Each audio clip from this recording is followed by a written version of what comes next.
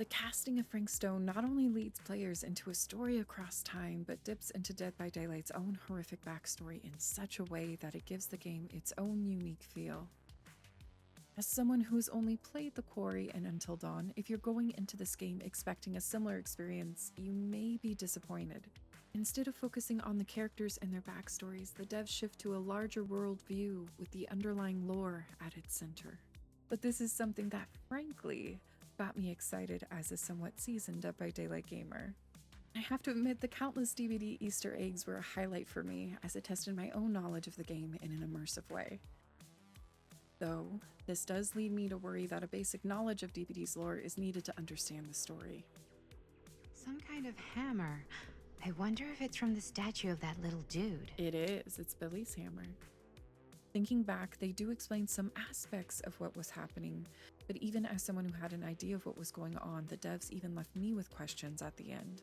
During my playthrough, there were some issues with bugs and glitches where my character would get pulled in random directions and caught on objects and characters. But this was just slightly annoying, not severe enough to impact my overall enjoyment of the game. Though I do have to admit the skill check mechanics seemed to have a delay trigger, which made hitting them harder for me and also caused terrifying flashbacks when I had first started playing DBD. Why does it have to shame me?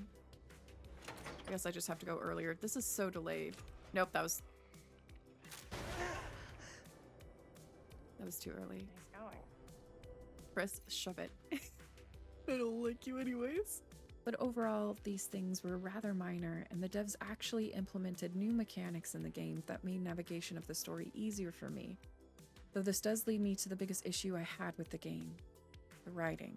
The further I got into the story, the more it seemed to lose focus and fall apart to a degree. Instead of keeping the underlying lore as a focal point, the devs seemed to do a 180 and shift focus to the characters. This in itself wouldn't have been bad if they had done it in a way that didn't center on drama. Why?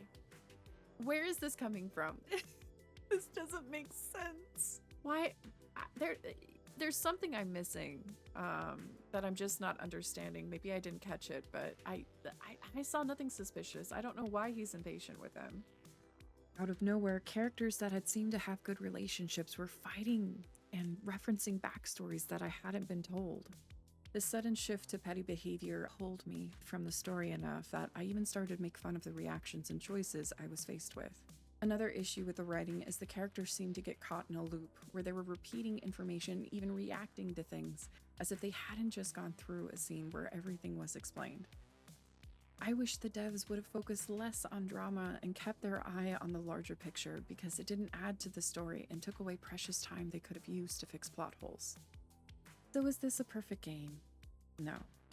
But even with the things I disliked, it was still not only engaging, but also incredibly fun and left me with a darker feeling of hopelessness. Like I really was just another survivor trapped in the entity's realm, doomed to replay every choice that had led me there. So if you decide to play this game yourself, here's some advice. Go into it with a bit of DBD lore under your belt.